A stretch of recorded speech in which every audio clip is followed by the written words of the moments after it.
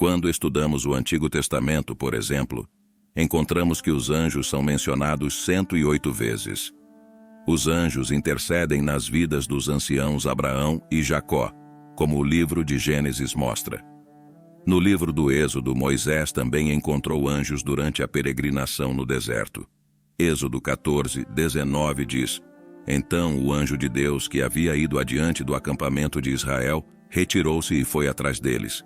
A coluna de nuvem também se moveu de diante deles e ficou atrás deles. No total, a palavra anjos ou anjo aparece no livro da lei, os escritos de Moisés, 32 vezes. Os anjos de Deus são apresentados a nós como o exército do céu nas Escrituras. Os anjos são seres reais, não são figuras míticas ou opiniões. Eles são personalidades espirituais e têm um impacto físico. Assim como o mundo demoníaco é oculto, o mundo angelical também é oculto. Os anjos nos rodeiam, seu impacto dinâmico é inegável. Embora você possa não vê-los, não há nada que os anjos de Deus não observem. Nós podemos não ser capazes de tocá-los, ainda que os anjos tocam pessoas. Você não pode lidar com eles, ainda que eles possam destruir reis. Na Bíblia, o Senhor escolheu um anjo em particular para ir adiante de Moisés ao Egito e sozinho destruiu uma nação inteira. A invencibilidade é uma característica importante dos anjos de Deus. Esta característica invencível indica o ponto de diferença entre demônios e anjos. Apenas os exércitos do céu excedem em força. Salmos 103:20 diz: Bendizei ao Senhor, vós, seus anjos, que excedeis em força, que cumpris as suas ordens, ouvindo a voz da sua palavra. A guerra no céu. Houve uma vez uma guerra no céu. Os exércitos do céu, liderados pelo arcanjo Miguel, batalharam contra Satanás e seus anjos. Deus usou seus anjos para enfrentar o exército caído de Satanás. Satanás não pôde ter sucesso, e não havia mais lugar ou espaço encontrado para ele no céu. Apocalipse 12, versículo 7 ao 9 nos diz: E houve guerra no céu, Miguel e seus anjos lutaram contra o dragão, e o dragão lutou, e seus anjos e não prevaleceram, nem se achou mais o lugar deles no céu. E o grande dragão foi lançado fora, a antiga serpente, chamada o Diabo e Satanás, que engana o mundo inteiro. Ele foi lançado para fora da terra, e seus anjos foram lançados com ele. Em qualquer conflito, os anjos sempre sucedem em expulsar a oposição completamente. No mundo, vemos que os anjos nunca foram conhecidos por falhar. Não há nada que possa surgir contra você que corresponda à força que eles formam. Os mais benéficos guarda-costas dos redimidos. Além de se destacarem em força física, os anjos também brilham em inteligência. A viúva de Tocoá, retratando a sabedoria do rei Davi, se assemelha à dos anjos. Mas o meu Senhor é sábio, segundo a sabedoria do anjo de Deus, para saber tudo o que está na terra. As categorias de anjos. Nesta parte discutimos seus nomes e patentes. Os anjos são de diferentes patentes. Nosso Senhor até usou um termo militar em conexão com os anjos na época em que Jesus estava prestes a ser levado no jardim. Pedro pegou uma espada e tentou proteger Jesus, aquele que ele tinha vindo a amar. Jesus disse em Mateus 26:53: Ou você não acha que eu posso apelar para o meu Pai, e ele imediatamente colocará à minha disposição mais de 12 legiões de anjos? A palavra legião era uma designação militar romana relacionada a cerca de 6.000 soldados. Em um sentido geral, provavelmente o maior grupo de anjos regulares é o que poderíamos chamar de os anjos regulares. Na maioria das vezes, quando anjos são mencionados na Bíblia, são esses anjos não identificados de outra forma que estão sendo referidos. Falar de anjos comuns parece uma contradição em termos, no entanto, como poderiam esses seres criados extraordinários ser considerados apenas algo rotineiro? No entanto, em um sentido, essa designação é adequada quando os contrastamos com as várias classes ou ordens únicas de anjos que a Bíblia menciona. Os querubins são os primeiros da ordem angelical a aparecer nas Escrituras. Eles aparecem logo após a queda de Adão e Eva do paraíso. Gênesis 3 nos conta os eventos no Jardim do Éden. Seria possível para Adão e Eva estenderem suas mãos e também pegarem da árvore da vida e comerem e viverem para sempre após violarem o comando de Deus para não participarem da árvore do conhecimento do bem e do mal. Então, Adão e Eva tiveram que ser expulsos do paraíso terrestre. Assim o Senhor Deus os expulsou do jardim do Éden para trabalhar a terra da qual haviam sido tirados. No entanto, o que teria impedido Adão de voltar ao jardim para desobedecer a Deus outra vez? Gênesis 3, 24. Após enviá-los para fora, o Senhor Deus posicionou poderosos querubins a leste do jardim do Éden e colocou uma espada flamejante que se movia de um lado para o outro para guardar o caminho para a árvore da vida. Que coisa aterrorizante teria sido se Adão tivesse provado da árvore da vida e assim tivesse sido para sempre confirmado em sua natureza caída. Deus enviou um contingente de grandes e confiáveis querubins para guardar o caminho para a árvore e impedir isso. Moisés, curiosamente, a aparição subsequente dos querubins na palavra de Deus diz respeito à recuperação do que foi perdido. Moisés recebeu direções claras e específicas sobre como fazer vários artigos de mobiliário que seriam usados no tabernáculo em Êxodo 25. O primeiro descrito foi o propiciatório e a arca da aliança, onde Deus garantiu encontrar-se e comungar com Moisés. O que Deus ansiava colocar sobre o propiciatório? Ele escolheu imagens dos querubins em ouro. Veja a interessante descrição que Deus deu a Moisés em Êxodo 25, versículo 18 ao 20. E farás 2 querubins de ouro batido os farás nas 2 extremidades da tampa. Fá-los-ás de um só tenor nas 2 extremidades, e os querubins estenderão as asas por cima, cobrindo com elas o propiciatório. As faces deles estarão voltadas uma para a outra. Para o propiciatório estarão as faces dos querubins.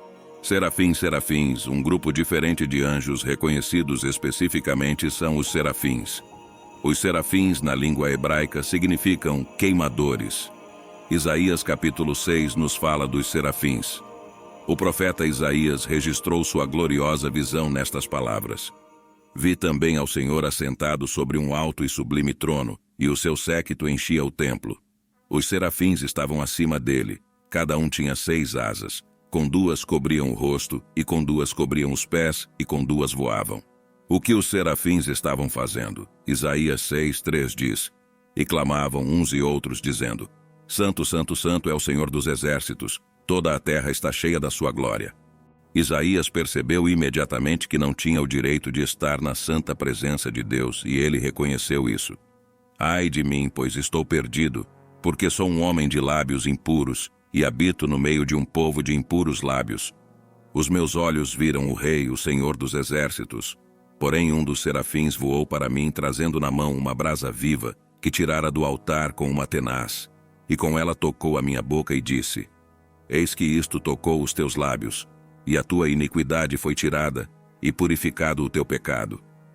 Criaturas vivas na versão King James, um terceiro grupo particular de anjos é chamado de as 4 bestas. No entanto, outra tradução seria as 4 criaturas vivas. Assim como os serafins, elas têm 6 asas. E as 4 criaturas viventes tinham cada uma delas, respectivamente, 6 asas e ao redor, e por dentro estavam cheias de olhos. E não tem descanso nem de dia nem de noite, dizendo: Santo, Santo, Santo é o Senhor Deus, o Todo-Poderoso, que era, e que é, e que há de vir. Miguel, outro posto angelical, arcanjo, a posição é ocupada por apenas um anjo no registro bíblico. A palavra arcanjo significa chefe. Então este anjo é o mais proeminente de todos os santos anjos. O nome do arcanjo é Miguel, que significa quem é como Deus. Sempre que ouvir esse nome, estará ouvindo uma pergunta: quem é como Deus? Muitas vezes, nas Escrituras, como veremos, homens que receberam visitações angelicais quiseram adorar a criação em vez do Criador. Então, quão maravilhoso e grandioso é que o nome de Miguel, o arcanjo, nos convide a direcionar nossa atenção ao Deus Todo-Poderoso. O profeta Daniel nos apresenta a Miguel. Daniel estava orando e Deus enviou uma resposta pela mão de um mensageiro que foi impedido em sua jornada até que testemunhasse. Daniel 10:13 diz: Mas o príncipe do reino da Pérsia me resistiu 21 dias. E eis que Miguel, um dos primeiros príncipes, veio para ajudar-me, e eu o deixei ali com os reis da Pérsia. Assim, Miguel teve que lutar pela passagem livre da palavra de Deus. Toda vez que o vemos, é em conjetura com algum tipo de luta espiritual. Em seu papel como lutador, Miguel tem um dever especial para com Israel. Israel em Daniel 10, 21 e 12. 1. Ele é dito ser o príncipe dessa nação. Ao lermos a história antiga e moderna, acredito que vemos a mão de Miguel defendendo Israel. Como você sabe, essa pequena nação travou 4 guerras com seus vizinhos desde que obteve a independência em 1948. No livro de Judas, no versículo 9, Miguel é especificamente chamado de arcanjo e reconta sua batalha com Lúcifer pelo corpo de Moisés. Com a ajuda do Senhor, Miguel venceu. Miguel é o herói principal de Deus. Gabriel. Outro anjo cujo nome é claramente dado nas Escrituras, além de Lúcifer, é Gabriel. Gabriel significa poderoso de Deus. Gabriel corresponde ao seu nome, pois ele realmente realiza coisas poderosas. Gabriel serve a Deus mais como um mensageiro. Em várias instâncias no livro de Daniel, Gabriel aparece para dar grandes revelações sobre eventos futuros, particularmente relacionados ao reino de Deus. Por exemplo, após uma das visões de Daniel, o profeta se perguntou sobre seu significado e de repente havia diante de mim a aparência de um homem. Daniel 8, 15 e 16 dizem: Enquanto eu, Daniel, estava observando a visão e tentando entendê-la, surgiu diante de mim alguém com aparência de homem e ouvi uma voz de homem vinda do Ulai que gritava: Gabriel, explique a visão a este homem. No Antigo Testamento vemos o ministério de Gabriel em conexão com o reino. No Novo Testamento ele está preocupado com o rei. Na primeira ocorrência, Zacarias estava esperando diante do Senhor no templo, quando de repente um anjo do Senhor apareceu a ele, de pé à direita do altar do incenso. Gabriel então se identifica a Zacarias. O anjo disse a ele: Eu sou Gabriel. Estou na presença de Deus e fui enviado para falar com você e dar-lhe esta boa notícia. Lucas 1, 19. Essa boa notícia dizia respeito ao nascimento iminente de João Batista, que seria o precursor do Senhor Jesus. Foi o mesmo Gabriel que Deus enviou à cidade de Nazaré, a uma virgem desposada com certo homem da casa de Davi chamado José. O nome da virgem era Maria. Lucas 1, 27. Que grande mensagem Gabriel tinha para dar a essa jovem. Você ficará grávida e dará à luz um filho e lhe porá o nome de Jesus. Ele será grande e será chamado Filho do Altíssimo. O Senhor Deus lhe dará o trono de seu pai Davi. Lucas 1, versículo 31 e 32. Gabriel é aquele que carrega a mensagem de Deus sobre o reino vindouro e o rei. Deus confiou a este anjo particular essa enorme confiança e responsabilidade. Lúcifer, descobrimos o nome original do anjo Satanás em Isaías 14, 12. Essa linha não apenas o nomeia, mas também nos diz algo essencial sobre ele. Como você caiu dos céus, ó estrela da manhã, filho da alvorada. Como foi atirado à terra, você que derrubava as nações. Devido ao seu próprio orgulho e promoção de si mesmo, ele perdeu seu lugar elevado no céu. Lúcifer desceu da graça divina do Pai. Portanto, onde ele opera no momento? Ele está bem aqui na terra. Em 2 momentos diferentes, nosso Senhor descreve Lúcifer como o príncipe deste mundo. Agora é o julgamento deste mundo, agora será expulso o príncipe deste mundo. João 12, 31. Essa terra em que vivemos está sob sua autoridade. Enquanto os anjos Gabriel e Miguel têm apenas um único nome que conhecemos, Lúcifer tem muitos que indicam aspectos de seu caráter maligno. Muitas pessoas estão familiarizadas com 2 de seus outros nomes, o diabo e Satanás. Jesus também o chamou de o maligno. Não estou pedindo que os tires do mundo, mas que os protejas do maligno. João 17,15. O livro do Apocalipse lhe atribui vários nomes, incluindo o grande dragão, a antiga serpente, o destruidor, o acusador e o enganador. Há várias categorias menores de anjos mencionadas na Bíblia como santos e vigilantes. O rei da Babilônia, Nabucodonosor, declarou em Daniel 4, 13, dizendo enquanto estava deitado em minha cama, também vi em as visões de minha mente um vigilante, um santo vindo do céu. Daniel 4, 17 diz que este assunto é pelo decreto dos vigilantes e a demanda pela palavra dos santos com a intenção de que os vivos saibam que o Altíssimo reina no reino dos homens e o dá a quem ele quer, e estabelece sobre ele o mais vil dos homens.